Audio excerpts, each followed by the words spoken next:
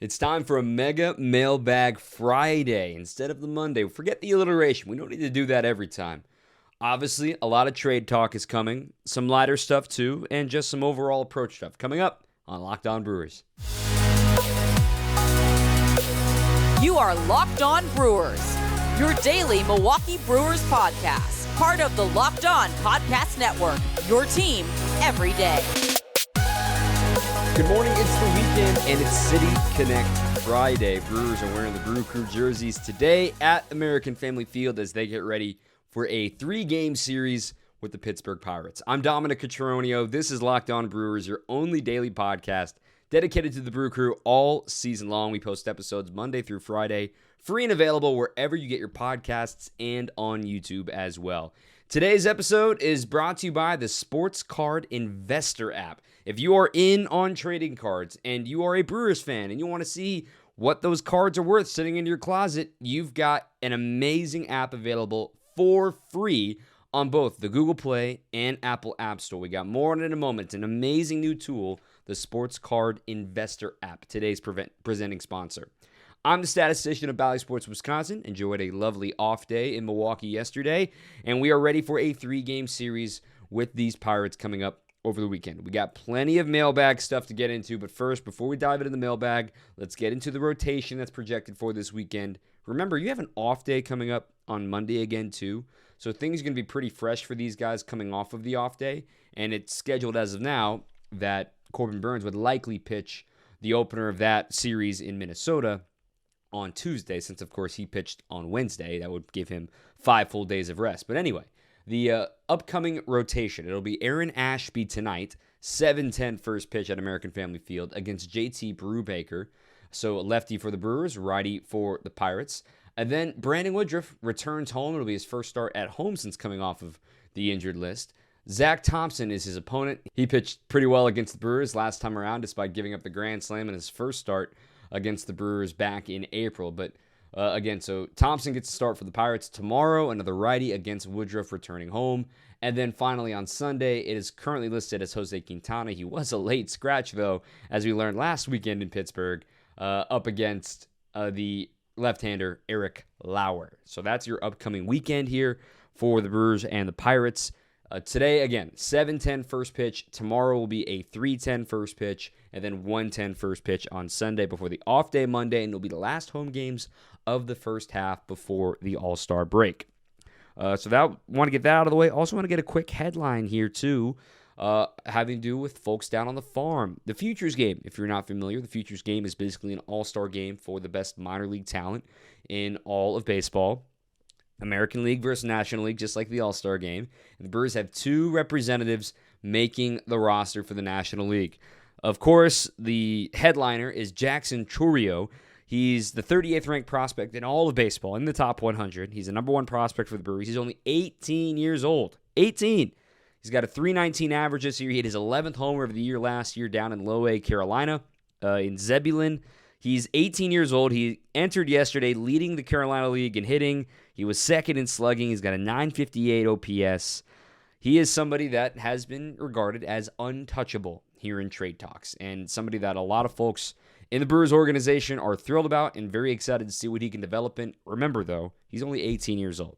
So let him mature, let him grow into his body and see what you get out of him, but he's off to a fantastic start here stateside. Another Brewer developer, a pitcher gets added to the Futures Game roster as well to represent the Milwaukee franchise. It'll be Antoine Kelly, who's currently up in Appleton in High A with the Wisconsin Timber Rattlers. Kelly's 22 years old, a second-round pick back in 2019 out of junior college. This season, he's 2-3, a 3.55 ERA, but what really jumps off the page is 100 strikeouts in 76 innings as a starter this year. He's the only Midwest League pitcher to reach 100 strikeouts so far this year. He's 22 years old. The catch is the walks, 41 walks in those 76 innings. So he would like to take that down a notch. He is recovering this year. It's great to see him healthy because he's recovering from thoracic outlet syndrome surgery from last year. And rehab was long and tough. You may see some of the jolted numbers for him last season, but it seems like he's healthy right now and things are going really well for him this season up in Appleton. So congrats to those two guys for making it to the Futures Game. It is a massive honor for any minor league player to make it to that, and you get your name out there in lights. You get to see what it's like to be a big leaguer for a day. And it's a very, very well-done event by everybody involved with Major League Baseball, and to do it in Los Angeles, that's going to be sweet. It's going to be a whole lot of fun for those guys. So congrats to them. It is a mailbag episode, though. Not a game, obviously, to recap. The Cubs in the past. The Pirates are the ones ahead of us here on the road. So let's see what they're going to be bringing to the table this weekend. But naturally, there's going to be a lot of trades to talk about in this episode. That's coming up a little bit later. I want to start with some of the kind of off the beaten path stuff. First of all, one question asked, what is the approach right now for the hitting coaches, and how do they fix things right now with this offense? What are they trying to do? What needs to be done? I've talked about this on this podcast a few times now. The Brewers are actually first in all of baseball in seeing the most pitches per plate appearance. They're in the top 3 in walks. They're a notably patient team. But remember when we were talking in April and early May that they were just about to break out, and then they started breaking out by being a little more aggressive, but smart aggressive. They swing at strikes. They're one of the best teams that doesn't chase. They're in the top 3 in not chasing. But there's also a caveat that they're just not swinging as well. They see more than 4 pitches per plate appearance on average all season long. We talk about situational hitting a lot. We talk about runners in scoring position a lot. What I look at is kind of like what we talked about earlier in the year. Can you attack in those first three pitches of an at-bat with the proper context, with the proper scouting report of understanding, hey, this guy's a junk baller. We want to be a little more patient with this guy. Or, hey, this guy's going to feed you fastballs. Be ready for them. It changes from pitcher to pitcher and batter to batter. But I think you're at the point now, let's see a little more aggression from these guys. We know they can draw walks, and you're going to see some strikes. So I want to see these guys try to get things going by kind of pushing the envelope a little bit.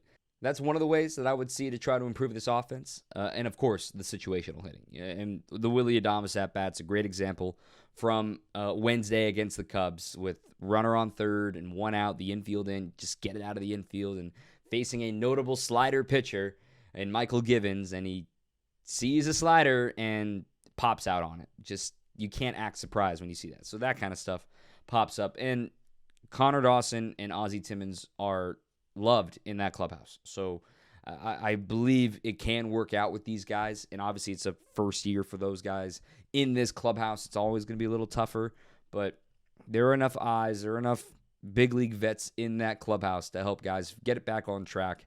Slumps happen. We know that. And they are in a slump right now offensively. The team goes as Willy Adames and Rowdy Tellez go. But to be fair to those guys, there hasn't been much happening around them either. So more consistency top to bottom would be something the Brewers are looking for, which is, let me snap my fingers and make that appear. It's $1 million question. Another question came about when do you start talking about extensions with the guys, the main core, the Josh Haders, the Brandon Woodruffs, the Willy Adames, the Corbin Burns. So you're not rushing on this for a couple of reasons. For one, let's just use the Corbin Burns example first and foremost. His value right now is probably at its peak. It's peaking, and it's going to continue to rise. And you have to look at what the rest of the market has done. When I look at Corbin Burns and what he's going to command assuming he's healthy when he hits free agency, if he hits free agency in 2025, mind you, Patrick Corbin got 6 years and $140 million and a free agency deal from the Nationals to leave the Diamondbacks at his age 29 season. Well, Corbin Burns is currently 27 years old, and he will be entering free agency after his age 29 season. He's already going to be a Cy Young winner once. He's probably going to be in the top 5 again this year at this rate. He was 6th in Cy Young voting in the shortened season in 2020. He's going to be arguably the best pitcher of his 3-year window of pitchers arriving. Him with Aaron Nola, with Zach Wheeler, who also got paid. That's the kind of market you got to look at for Burns. Can the Brewers afford that while they're also paying Christian Yelich $26 million a year? I think you and I both know the answer to that. So when it comes to extensions, you're not in a rush for these guys because you're going to try to keep them under your team control while they're under arbitration, while they're cheaper than what the market says they're worth, and make a run for it. And then maybe you think about trading at the very end of it, or you let them walk. These are the decisions that happen in 2 years, but not right now. I don't think an extension is happening anytime soon for Woodruff, Adames, or Burns, for that matter, given they each have 2 more years of arbitration available to them before they are free agents entering the 2025 season. So no extension for those guys imminent by any means, in my opinion. But for Josh Hader, the most talked about trade rumor guy that isn't actually traded, I personally believe that this might be one of the final rides with Hader. This is just my personal belief. This might be one of the final rides with Hader this season. I think they're going to get a really good offer for him this coming off season at the winter meetings, because he is due to be a free agent at the end of next season. And teams would love him for a full season, to have him into their camp and have him rolling. And you can get a huge haul for him in that case. And then, of course, I think the Brewers would be shopping him around the deadline next year, assuming Devin Williams is ready to take over the closer role next season, if that even happens. That's the kind of thought. I don't see an extension to Hader. We can talk about Burns and Woodruff and Adames. Maybe end of next year is when you would start talking about something like that. Also, a funnier question before we get into some of the trade stuff here. What's Josh Hader in non-save situations, and what's Josh Hader since he became a dad? Well, since he became a dad on June 15th, 8 innings, opponent's rating 250. He's got a 3.38 ERA against him, but I mean, I don't worry about it. He had almost this exact same slump last season where he was struggling right before the All-Star break, making it to the finish line. I'm not worried about it. I thought that was kind of funny, him as a dad. But then in non-save situations, he's only pitched in non-save situations 3 times, twice, of course, this past week against the Cubs. He gives up the run on the inside the park freakish home run by Seiya Suzuki on Monday, and then he gives up the tied game in Wednesday's defeat after a walk and a base hit. So those are the first 2 times he's allowed a run in a non-save situation this year. The only other time he's pitched in a non-save situation was the tied game 3-3 against San Diego on June 5th. He had a 1-2-3 pair of strikeouts against the Padres. Just a weird couple of days for Hader. Not worried whatsoever. So fun little bit there. Let's get into the trade stuff. That's what you're tuning into this podcast for. I know. But before we do that, I want to tell you about the Sports Card Investor app, our presenting sponsor today. If you are all in on the trading card world, if you are just a casual hobbyist or somebody that's using it as a side hustle, this is the world of sports cards reimagined. It's the hobby's most powerful resource. You can quickly check the value of your favorite cards, you can find great deals, and then you can profit from the ones that you have sitting in your desk, in your bookshelf, wherever they may be. It's all available completely free on the Google Play and Apple App Stores. The Sports Card Investor app is an absolute must-have for baseball fans or even any sports fans. There's over 600,000 cards from every single sport and hundreds more added every single week. You can check the latest value of your favorite cards with a 7-day and a 30-day rolling chart to see what's hot, what's not, what's selling, what do you need to put on the market. You can find the best prices, and then you can even buy directly through the app thanks to the eBay deals feature as well. And if you're interested, just kind of taking around like, hey, I know I got so-and-so's rookie card. Maybe I should check what that's worth. It's so easy to do on the Sports Card Investor app. Totally free. You can download it right now on your phone, on the App Store or the Google Play Store, or just go to sportscardinvestor.com/lockedon. It's a mailbag, but obviously a lot of the questions were dominated by trades. Let's talk about trade talk here. I just want to take this because obviously there's a lot of overlap and what do you see in this guy? What do you see in this guy? Let's just go down the list of, I think, of the guys that are going to be most talked about from just an overall baseball perspective and specifically that could impact the Brewers. And I want to be clear. I'm only going to talk about position players in this one. The starting pitching market is a little odd right now. Frankie Montas is hurt. You're not going to get Luis Castillo or Tyler Mahle within your own division, given the extra year of control those guys have. I don't see the Brewers getting a starter, personally. It would surprise me, given the current depth they have waiting for Freddie Peralta and Adrian Hauser to return. But when those guys return, you really don't need another starter. But you are hoping, of course, that they make it healthy back coming up in the second half of the season. So this will be all position players to talk about here. Let's start with some of the ones that I think you have absolutely no shot of getting. and the first and foremost, Brian Reynolds. I don't think it's going to – I just don't see it happening. The Pirates were smart. They bought out his arbitration years, so he's got a set salary for these next 2 years. He's getting $13.5 million over the next 2 seasons, buying out his arbitration. And then his next 2 years, I should say, leading into arbitration. He's due to be a free agent in 2026. So with him, it's going to be expensive. It's going to be within division. It's so much extra time. I don't see the Brewers acquiring Brian Reynolds. It's not happening. So, and yes, he's a great player, and you're going to see him this weekend. He might make somebody else very happy, but he's already been traded once in his career. Remember, he was traded part of the Giants trade for Andrew McCutchen back in 2018 with Kyle Crick, who are both currently on the big league roster for the Pirates. So I don't see them moving him anytime soon. Another guy that I don't think the Brewers it's really a fit for is actually Andrew Benintendi. And this may surprise a few folks. Andrew Benintendi, he's a left fielder. And think about how many left fielders are on this roster right now. Yelich, McCutchen, you could put an asterisk on Hira. Taylor can play center, but he's been playing a lot more right field. And when Renfroe comes back, he'll be playing right field. He's a corner outfielder, and Taylor goes back to center. And Davis is your bench bat, and he's coming off the bench as a center fielder. Then you got Jace who can play right, Hira can play left. You don't need another left fielder. Now, Benintendi's numbers are good, 316, 791 OPS. He's only got 3 homers. Part of that might be due to the fact that he plays in a massive ballpark in Kansas City. But he's only got a 655 OPS against lefties. He's left-handed himself. He's going to be a rental anyway, and the Royals aren't competing yet, so they're going to want some actual trade pieces for you. I don't see it fitting. I know I talked about Benintendi a lot earlier in the year. I don't see it fitting for the Brewers. Somebody else will make them happy, but for what the Brewers need, one of the wish lists is not only an outfielder, but somebody that can hit lefties, because they've already got enough of a platoon going on with McCutch playing left field, and then Renfroe, when he comes back, playing right field. Tyrone would have to play center field in that situation if you're giving Yelich a day off and him being the DH.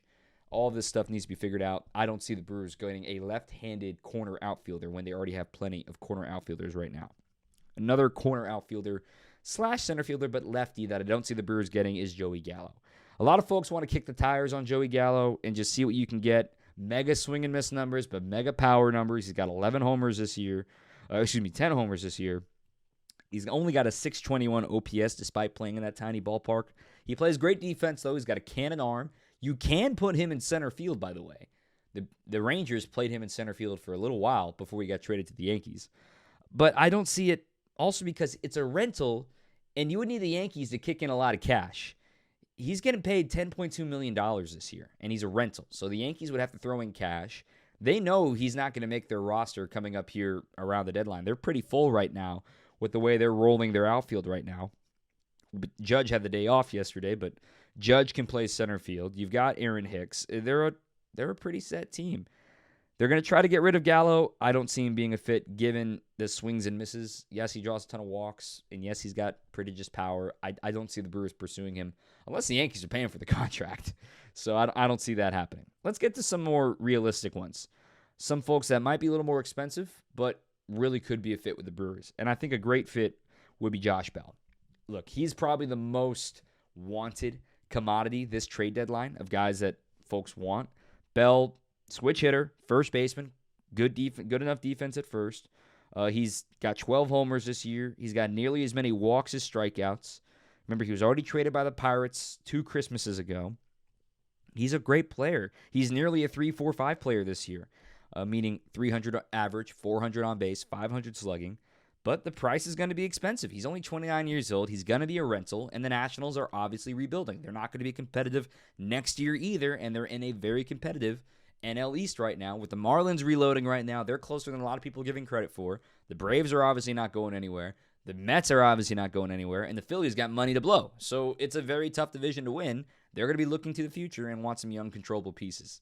It's going to be expensive, but Bell would be a great fit for the Brewers. And make it, if you want to make it a platoon, or you want to put Bell as the designated hitter against lefties and put Rowdy still in there as the first baseman, and then put Bell in there, or I should say the other way around, have Bell be the DH against righties, and then have Rowdy play first against righties, and then you flip it where Bell plays first base against lefties, and maybe Rowdy gets the day off, and you have Kutch do the DH on those days. That could be something in mind for the Brewers.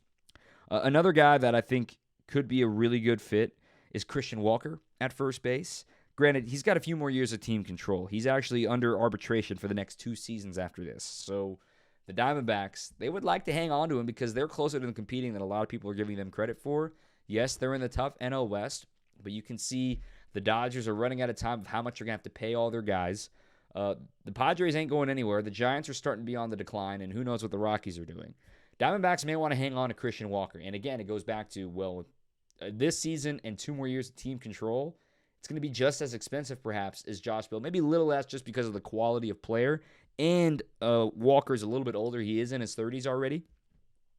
I'd like the fit. Right-handed first baseman. Make it a straight-up platoon with Rowdy, where Walker faces lefties, he's hitting a 795 OPS this year with 21 home runs, mind you, for Christian Walker. I think that's a really fun fit. Another guy that I think is a decent fit, but probably won't work out, is Michael A. Taylor, center field, if you want to talk about center. He is actually signed for $9 million a year this year and next year. So is that going to be a little too steep for the Brewers? Remains to be seen. He's hitting .265, doesn't hit for a lot of power, plays Gold Glove caliber defense in center. He won a Gold Glove last year. He's the guy that, well, he's another Lorenzo Cain with a little more bat. He's actually having a better offensive year this year. He's cut down his strikeout rate. It may not cost as much just based on talent level, but for that extra year of team control next year, that could work out. Now for my best fits. These 2 guys have been talked about a lot. And one guy I haven't really talked about at all on this podcast. Let's start with the guy I've talked about a lot, Ramon Laureano. Ramon Laureano is under team control this year, next year, and in 2024. He's arbitration eligible the next 3 years. Laureano has got homers in 4. He's got 4 homers in his last 7 games. He's getting hot again. 246 average, 748 OPS total. He's hitting .314 with a 935 OPS against lefties this year. He is your instant offense. You can put him anywhere in the lineup. And he gives you speed. He gives you great defense in center field. He can stabilize the defensive situation out there between Tyrone Taylor and Jonathan Davis. Ramon Laureano could be your everyday center fielder. And then Tyrone comes off the bench or plays left field or plays right field. Davis goes back down to AAA. Renfroe plays right field. Yelich left field or DH. Tyrone Taylor would be your extra outfielder. That could work out really, really well if you don't trade Tyrone in this deal too, of course. I really like the thought of Ramon Laureano. He's going to be 28 next week. His birthday, he'll be turning 28. I like Ramon, man. I think it'd be a great fit. And the team control with the tanking team in the A's might make the price a little higher, but you never know. David Stearns has worked his magic before. And one more guy, haven't really talked a lot about, Trey Mancini. Trey Mancini with the Orioles, 280 average this year, 781 OPS. He's got 8 homers. But let's get into the expected numbers with Mancini. He can play all over, too. He can play corner outfield, and he can play first base. He's due to be a rental. So for Mancini, looking at his expected numbers, remember, Baltimore, they raised and made the left field wall absolutely ridiculous. Super deep, and they made it taller. And he's a right-handed hitter. So Mancini, he's only got 8 home runs this year for a power guy. But he doesn't strike out a lot. He's one of the best guys at controlling the zone. He's got a .304 expected batting average and an expected slugging of .553.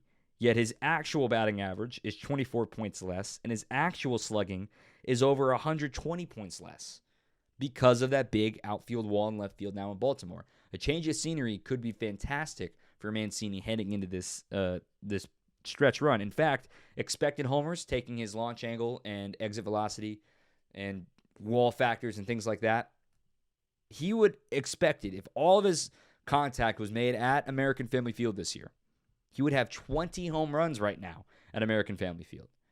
It could be a really good fit for a power-hitting righty, and it can help the platoon at first base with Rowdy. He can fill in on occasion in the corners.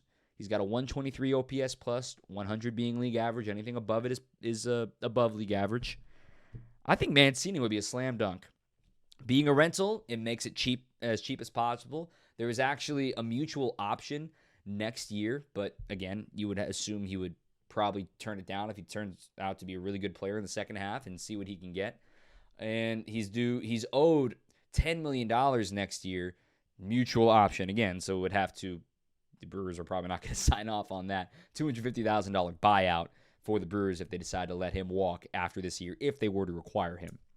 I think it's a great fit, but a lot of teams are going to be in on Trey Mancini as well. The sooner the better. You think about the trade deadline and coming down to the wire. Most recently, trades that I think of that really came down to the very end. Zach Greinke, of course, from the Diamondbacks to the Astros. I think of Justin Verlander in the waiver wire days back in August of 2017. I don't think waiting will help the Brewers here. If they can be the ones that can kind of set the market and then just look in the rearview mirror at everyone else trying to figure out what to do, that's going to be important for the Brewers in all of these trades if you're going to make one. I've said before, and I'll say it again, I don't know if there's enough in this farm system that is not considered untouchable for the Brewers to go out and get. That's a big, meaty trade segment there. Okay. Maybe we'll do a pitcher one next week, looking ahead if it's needed. But as things get healthier, things are going to get a little easier for the Brew Crew. Let's wrap things up with a few lighter questions. But before we do that, I got to tell you about our friends at Built Bar. If you're thinking about eating healthy and you want something tasty, you've got the latest, greatest product from the kitchens from the folks at Built Bar. They've got the Coconut Brownie Chunk Built Bar.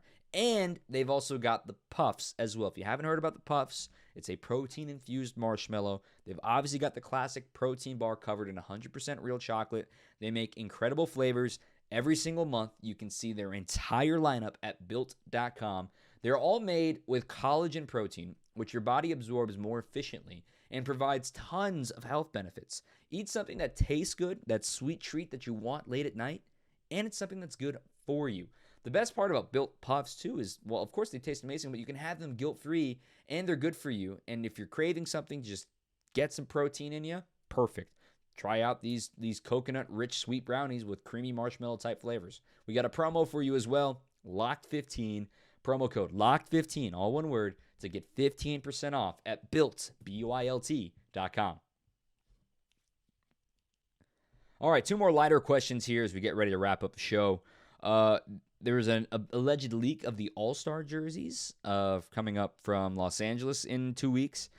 I think they look okay. If you haven't seen them, there's a leak where they look gold. It kind of plays off the theme of their All-Star Game logo. Very Hollywood, black, gold, very, film noir, if you will, of the old-time Hollywood type stuff, which is the angle it looks like they're going for an All-Star Game in Los Angeles. I didn't mind it. The gold front, way better than last year's atrocities that those were in Colorado. That'd be fun. All-Star jerseys are cool. They're fun to wear at various ballparks. Show your pride, especially when you're on the road. I love it when I see All-Star jerseys from fans on the road because that tells me, man, you shelled out the cash to get an All-Star jersey of your favorite player, not just the classic, Corbin Burns 39 cream jersey. You got the All-Star jersey. Kudos to you. That's pretty cool in my opinion. They're fine. I think they're fine. Let's have some fun with it. One other question came about what's a day in the life for Dom look like? What is it? What is my day? What is how have I got here and things like that? I'll keep it brief. I call them triple headers is what I do basically, where I've talked about it before. I'm a caddy at Erin Hills Golf Course. If you're not familiar with Erin Hills, they are out in Erin, Wisconsin. They are out in Erin, Wisconsin, just south of Hartford, up there, northwest Milwaukee area. Incredible golf course. There's an amazing story, the backstory of how it was built and everything. It's only been open since 2006, but they hosted a U.S. Open in 2017. Brooks Koepka won there. We're getting ready to host the Mid-Amateur this year. We hosted the U.S. Am back in 2011. We'll host the Women's U.S. Open in 2025. It's an incredible golf course, and I caddy there because it's a walking-only course. So basically, I'll wake up first thing in the morning when we have a night game. I'm only able to do it when the Brewers have a night game.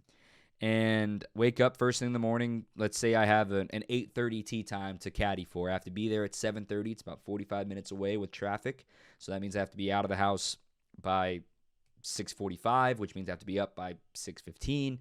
So get up, go, caddy for 5 hours is the loop, and then, sweat it out, come home, hopefully have time to get a quick nap in, and then go straight to the ballpark. Do my prep as quick as I can, make my one cheater for the guys, and get ready for the prep for the day of what we could be seeing between the Brewers and whomever they're playing that day for stats. And then, if it's a weeknight, I come right back here, sit where I'm sitting right now, and do a podcast for you. So Then if there's another night game the next day, we do it all over again for another triple header. So that's a little peek into my daily routine. Then with TBS, I'm going to start traveling again here pretty soon with TBS. There was a little anomaly in the schedule, but next week I'll be in St. Louis as the Dodgers are taking on the Cardinals. So I'll get some insider info for you there with the Cardinals, who, by the way, they were going in extra innings at the time of recording. So the Brewers had a chance to actually gain a half game despite not even playing today. And taking a peek as they were taking on Atlanta, and well, the Cardinals won in 11 innings, so they lose a half a game in this one yesterday. The Brewers, as we look at the standings up to the second, are currently 2.5 games up on the St. Louis Cardinals. Brewers are 47-37. Cardinals are 45-40. So that's a little peek into me. I'm very grateful for y'all bringing me into your podcast devices to talk about the Brewers. That's it for this very long Friday episode. Thank you so much for listening. We'll be right back here on Monday talking about the weekend with the Pirates and then getting ready for a quick 2-gamer in Minnesota after Monday's off day, of course. And then it's the home stretch for the All-Star break. And then it is officially the second half and officially scoreboard watching season. And it's going to get crazy. The race is going to be a whole lot of fun. July, I think it's going to get really zany with the trade deadline of teams that you don't expect trying to make a go for it. You look at the wild card right now. Now, there are games in progress, but I look at the National League wild card. Atlanta is leading the way with San Diego, but then Philly and St. Louis are currently tied for the last wild card spot. Then San Francisco is a game and a half back. And know who's lurking there 4 games back of the last spot is Miami. And they've got the pitching to maybe make a run, or they make a move and surprise some folks. And then over in the American League right now with the wild card, the Mariners have been coming on strong, trying to catch the Guardians for that last wild card spot. Look, the East is dominating things. The Yankees and Red Sox are playing a series this weekend right now. So Tampa Bay, Boston, and Toronto each have 45 wins right now. But Cleveland and Seattle, Cleveland's 3.5 back, Seattle's 4 back of the third wild card spot. It takes one injury, it takes one impact bat to change things. It's going to be fun. I mean, we're more than halfway home. Buckle up, because I think the expanded playoffs, folks are going to remember, oh yeah, there's an extra team in. Let's go for it. Let's have some fun. Hope you enjoy the ballpark this weekend. Hey, it's City Connect, and they've got the grill logo on a hat now in the team store, so go down and get it before the game, before they sell out. I'm sure they will by the end of the day tonight. So thanks again for listening. Right back here on Monday. Follow along on Twitter at Locked On Brewers. Until next time, I'm Dominic Tourio. Keep on swinging. You are Locked On Brewers, your daily Milwaukee Brewers podcast, part of the Locked On Podcast Network, your team every day.